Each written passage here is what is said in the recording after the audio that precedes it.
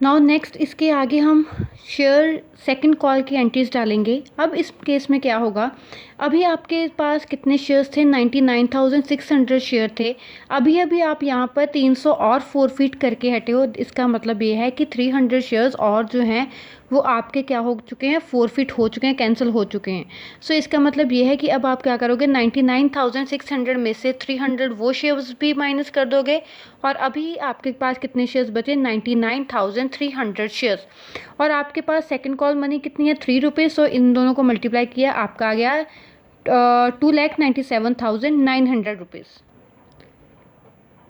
अब आगे जब आप बैंक की एंट्री करोगे तो इसका मतलब ये है कि आपका अगर 9,799 अमाउंट पड़ा हुआ है, मतलब कि अभी आपने पे करना है, इसका मतलब ये है कि आपने एक पहले यहाँ पर भी फाइनल कॉल पे कर दिया एडवांस में और एक यहाँ पर भी एडवांस में पेमेंट कर दी है। सो दैट मीन 1,000 इंटू 3,000 और 600 इंटू 1,800, मतलब 3,000 प्लस 1,800, दैट मीन्स टोटल 4,800 की आपने ऑलरेडी एडजस्टमेंट कर दी है। तो दैट मीन्स आप ये कॉल्स इन एडवांस को क्या कर दोगे, यहाँ पे माइनस कर दोगे। तो आपके पास कितने पैसे बचे, 2,93,100, 2,93,100। अब इसके बाद क्या होगा, आपने सारी एंट्रीज डाल दी हैं। अब बस क्या रह गया, आपके फोर फीचर की अमाउंट। सो फोर फीचर की एंट्री क्या होती है, आपके बैंक अकाउंट डेबिट,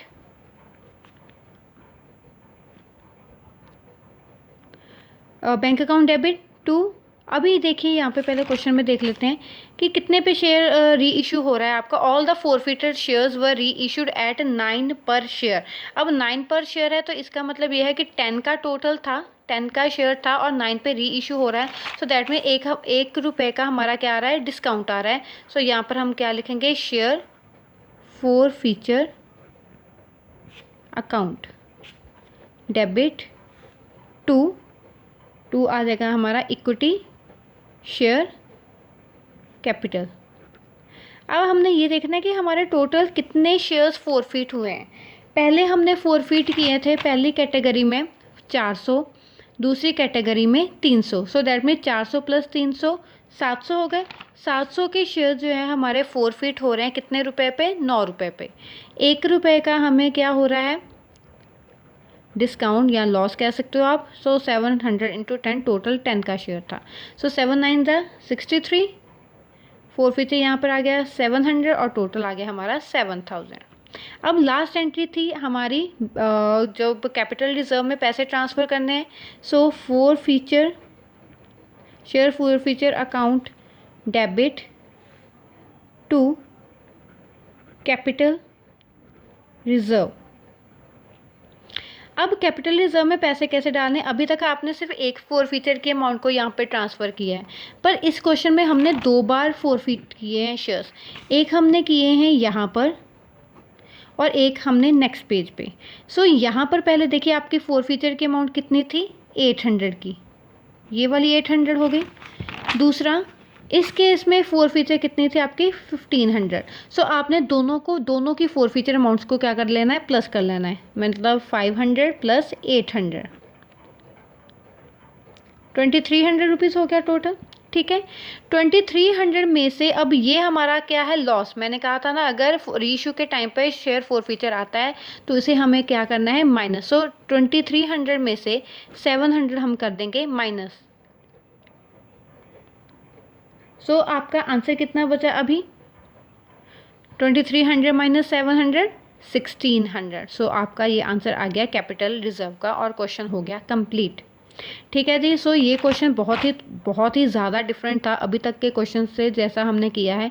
बस ये ध्यान रखना इस क्वेश्चन में जो इंपॉर्टेंट पॉइंट्स हैं ध्यान रखने वाले वो क्या, पहली ये, अगर जो कॉल आपने पे नहीं की, जैसे कि यहाँ पर अलॉटमेंट की बात करें तो कॉल इन एरियर जब आता है तो इसका मतलब ये है कि आपने वही अगर कॉल इन एरियर आ गए जिन शेयर्स पे अमाउंट नहीं मिली, जैसे अलॉटमेंट नहीं मिली, तो वह शेयर अगर फोरफिट हो रहे हैं तो यहाँ पर share allotment premium included amount डालनी है। अगर इस केस में प्रीमियम है, जैसे अलॉटमेंट में प्रीमियम है तो यहाँ पर भी प्रीमियम आएगा ही आएगा।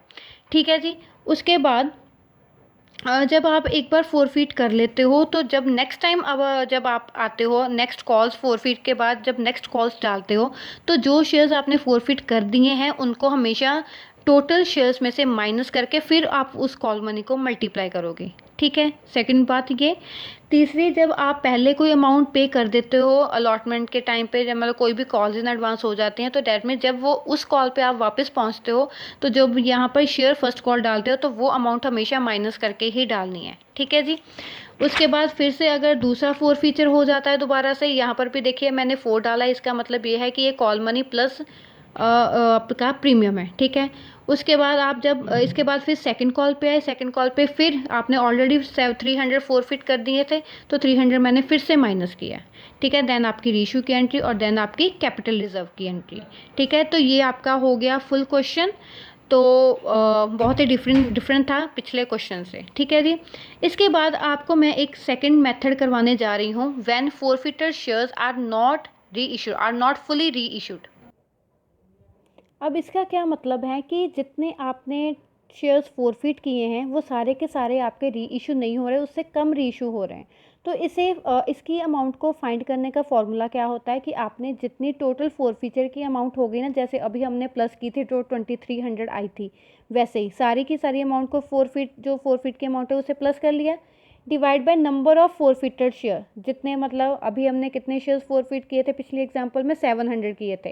सो जितने भी टोटल फोरफिटेड शेयर्स है उससे डिवाइड कर लेना है, multiply by number of shares री इशू, और आप कितने शेयर्स री इशू कर रहे हो उसके साथ मल्टीप्लाई कर लेना है, और जो ये अमाउंट आएगी उसके बाद जो री इशू के टाइम पर आप डिस्काउंट देते हो वो माइनस कर लेना, तो आपका गेन आ जाएगा ऑन री issue.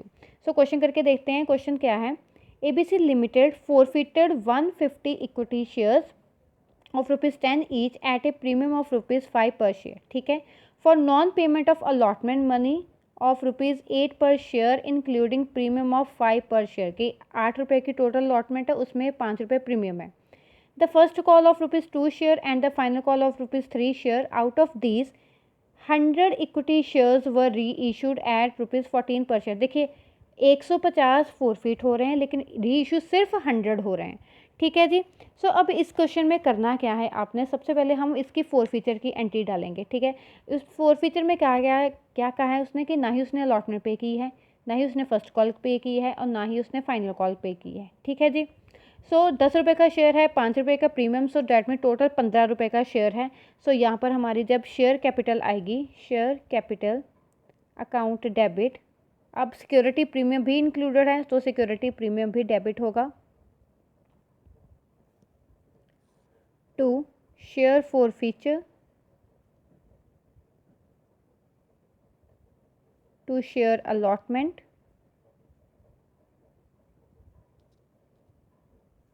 To share first call and to share final call. So सारी कॉल्स आएंगी क्योंकि सारी कॉल्स पे पैसे नहीं मिले। कितने शेयर्स हैं, 150 शेयर। सो 150 इंटू 10, 150 इंटू 5। ठीक है। 10 रुपये का टोटल शेयर अभी तक, 5 रुपये प्रीमियम के हैं। सो फाइनल कॉल कितने रुपए की है हमारी, 3 रुपये की। सो 150 इंटू 3। फर्स्ट कॉल हमारी कितने रुपए की है, 2 रुपये की। सो 150 इंटू 2। हमारी अलॉटमेंट कितने की है, टोटल उसने कितने की, 8 की, क्योंकि हमने यहाँ पर कॉल मनी प्लस प्रीमियम डालना है। ठीक है। तो बचा कितना, इसका मतलब अभी तक हमें सिर्फ ₹5 रिसीव हो चुके हैं, सॉरी 2 रिसीव हो चुके हैं, 2 रुपये बचे एप्लीकेशन के। तो अभी इनको मल्टीप्लाई कर देंगे तो अमाउंट्स आ जाएंगी हमारी। सो 150 इंटू 100, 1500, देन 750, ये आ जाएगा हमारा फोरफीचर की अमाउंट 300, देन अलॉटमेंट आ गई 1200, 300, और आगे हमारा आ गए 450। ठीक है जी। अब यहाँ पे फोरफीचर हो गया। अब हमने डालनी है री इशू की एंट्री। री इशू की एंट्री जब हम डालेंगे तो इसका आएगा बैंक अकाउंट डेबिट। यहाँ पर देखिए उसने कहा 100 री इशू हुए हैं कितने रुपए पे, 14 रुपये पे होंगे। 14 मतलब 10 का शेयर था, 14 पे री इशू हो रहा है, तो 4 रुपये का हमें यहाँ पर क्या हो रहा है, बेनिफिट हो रहा है। सो हमारी एंट्री क्या आएगी, bank account debit to share capital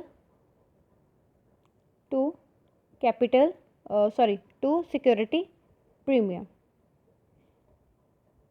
कितने शेयर्स हैं, 100 री इशू हो रहे हैं ना, यहाँ पे उसने कितने कहा है, 100 शेयर री इशू हो रहे हैं।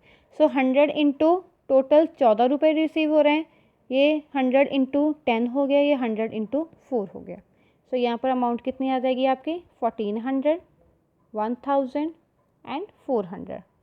अभी देखिए यहाँ पर उसने क्या कहा कि हमारे फोरफिटेड शेयर्स थे 150, हमने री इशू किए हैं 100। अभी यही वाला फॉर्मूला अब अगर हम लगा के देखें तो हमारी टोटल फोरफिटेड अमाउंट यहाँ पर कितनी है, 300 है, 300 आ गई जी, divide by number of forfeited share, कितने शेयर फोरफिट किए, 150 किए हैं, और कितने शेयर री इशू किए हैं, 100 किए हैं। ठीक है, तो इसे अब हम कर देंगे कैंसिल। तो ये हमारी कितनी अमाउंट आ गई, 200। मतलब 100 शेयर्स के हिसाब से हमारी 200 अमाउंट बनती है ये फोरफिचर की। इतनी अमाउंट हमारी ये 300 जो है वो 150 शेयर्स के अकॉर्डिंगली फोरफिचर की बनती है, लेकिन अकॉर्डिंग टू 100 शेयर्स हमारी 200 अमाउंट बनती है फोरफिचर की। तो अब हम क्या करेंगे, हम अब देखेंगे कि री इशू के टाइम पे कोई शेयर फोरफिचर तो नहीं है जी, हमारा तो सिक्योरिटी प्रीमियम पे हो रहा है। सो दैट मीन कुछ भी माइनस नहीं होगा, ये री इशू डिस्काउंट हमारा आया ही नहीं इस क्वेश्चन में। सो दैट मीन ये 200 हमारा अब जाएगा कैपिटल रिजर्व में। सो कैपिटल रिजर्व की एंट्री क्या होती है, forfeited shares account debit to capital reserve.